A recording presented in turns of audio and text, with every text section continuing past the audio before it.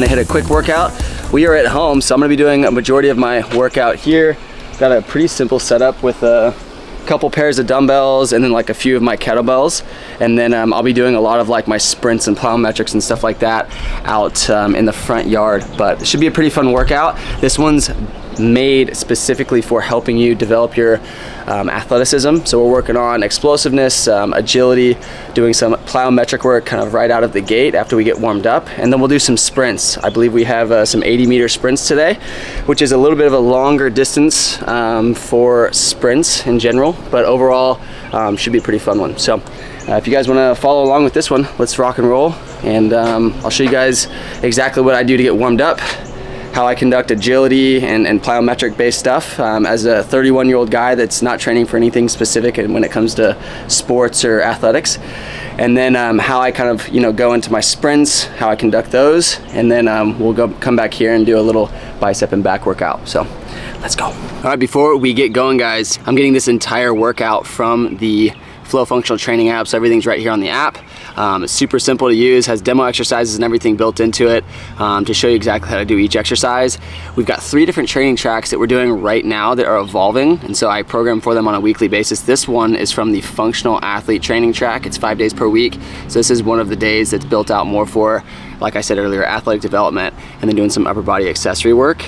Typically this would be done on Tuesday, but because I'm not up at the studio and have access to more of my weights, I'm doing this one today, and then I'll do my full body strength workout tomorrow, but let's dive into it. All right, guys, this is what a full body kind of dynamic warm up is gonna look like for me before I do any plyometrics or speed work. We start out with 10 walking ground swipes, pulling that toe towards your face, loosening up the calf and the hamstring.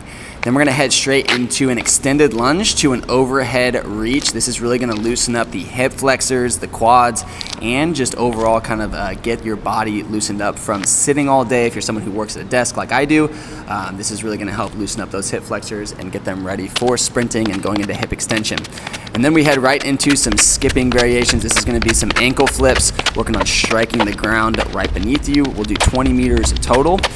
Then we'll head straight into some ankle skip into an A skip. Okay, so we're alternating sides, and this one's a little more advanced and helps kind of working on that gait cycle. And then we'll do some reverse hip opener skips. Really love these for kind of loosening up those hips. Right into some heel taps, or heel skips, excuse me. Again, just really good variations for loosening up those hips and getting them ready for any type of sprints and plyometrics. This is some running skips, super simple and easy, working on getting the explosive and up into the air. And then finally some A skips. Keep that toe pulled up towards your shin and try and strike that ground right beneath you. B skips, working on similar motions to the A skips, so we're kicking that leg nice and straight and then cycling it back underneath you, striking out just in front of you on the ground. Really simple butt kickers, loosen up those hamstrings a little bit, and then some high knees. I got pretty lazy with some of these movements today, but overall you guys get the point, man. This is a great way to warm up and get your body loosened up for the workout. This is going straight into the plyometric series. We've got 6 broad jumps, working on bringing the hands and hips down together, exploding, really getting that full triple extension through the ankles, knees, and hips, and covering as much distance as possible, landing nice and soft. After that, we did 12 alternating jump lunges. Notice I'm a little scrunched up on these. That's by design. I kind of want to be pressing through both feet for this specific variation. Really getting as high as I can on each rep. Once I hit 12 reps, shake it out a little bit. And then we've got some 1-2-1 lateral shuffles. This is working on kind of some lateral plyometric ability. I love doing those little taps in the middle, land nice and soft on each of those things as I change direction and really springing into my hip. And then we head straight into our sprints, guys. 8 sets of 80-meter sprints, and I'll do a little breakdown of how I'm approaching these here in just a second. But starting out nice and hard, accelerating through 30 meters, and then holding that for 50. Whew. The main thing you're always trying to achieve, really once you get like above about 30 meters, is being able to sustain your top speed, or at least close to it. So like on these, I'm trying to get up to about top speed around that 30-meter mark, and then holding it for about that last 50 meters, roughly around 95% effort level.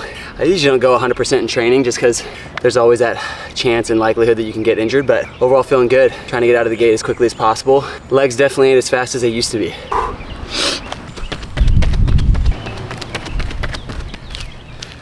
All right guys, that was plyometrics and sprints. We did 4 sets of all those plyometrics, all 3 of those. I really like incorporating those at least once per week because I feel like it allows me to work on explosiveness in multiple different directions. So it's a perfect kind of like combination and mixture of like small grade plyometrics. They can all be modified. I tell people, like anyone that's new to plyometrics or introducing them as an adult, you have to start small. So doing like small grade plyometrics, even things like jump ropes, bunny hops, even those running drills that I did at the beginning of this video to warm myself up for the plyometrics and sprints will help build up your tendons and ligaments and all the things that people typically will injure while doing those activities if they're not prepared for it. It will help those things become more robust, more resilient, and they'll make those adaptations over the course of time if you're consistently doing them in your training week in and week out. We did 4 rounds of plyometrics. After that, we did 8 80-meter sprints. Really good sprint session. Felt pretty explosive today. Now it's time to hit some biceps and back. Today we got a descending rep scheme. We're going 12, 10, 8, 6 on each of these exercises. So the idea there is to load things up a little bit more each round as we go down in the rep range. This is good for mitigating the effects of getting fatigued while also being able to lift relatively heavy while you're doing upper body lifts. Let's go get after it. All right, guys, we got an upper body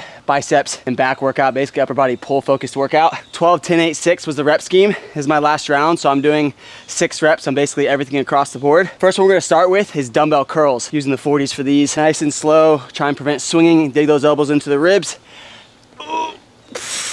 Palms towards you at the top. 1.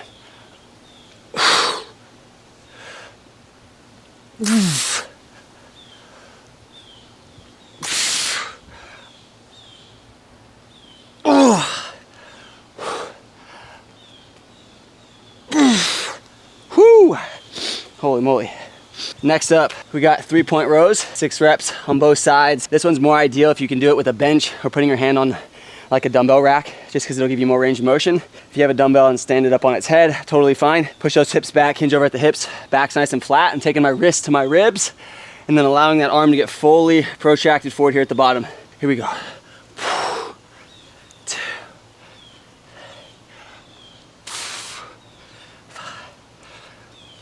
6 reps.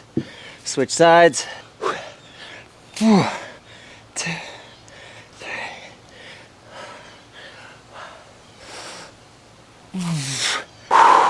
Next up, we got 6 high pulls on both sides of the body. I'm going to use the dumbbell for that one again. Chest nice and tall.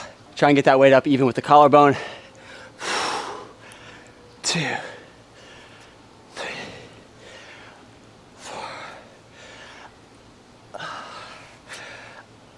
6. This is almost kind of like a shrug where you're keeping that weight close to your body, so you're trying to drive that elbow up as the hand comes up the body. 2, 3, 4, 6. Kettlebell snatch, 3 on each side for this one. Big thing on the kettlebell snatch is trying to keep that weight as close to your body as you can once you go into that driving phase of the lift. So you hike it into your groin right here. As you stand up and get your body upright to produce that force to get that weight to come up overhead, try and almost do a high pull row as you come up the body. That's going to keep the weight closer to the body and allow it to float around your forearm so you can catch it nice and soft at the top. Here we go. 3 reps each side. Pressing through the ground, getting the power from the ground up. Upper body's not doing hardly anything on these.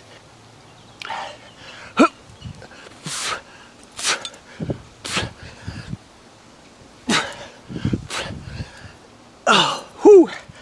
All right, since we're working down in the rep range, I'm actually gonna add this weight to the inside of my legs to kind of load this one up a little bit more. This is a set of 6. I started out with 12, did those straight through with body weight, and then went 10, 8. This is the first round I'm gonna load up with a 20-pounder, just to kind of overload this movement a little bit. Been doing more of a wide grip variation to try and get more into the lats, getting that chest to the bar, coming back down nice and slow. 1, 2,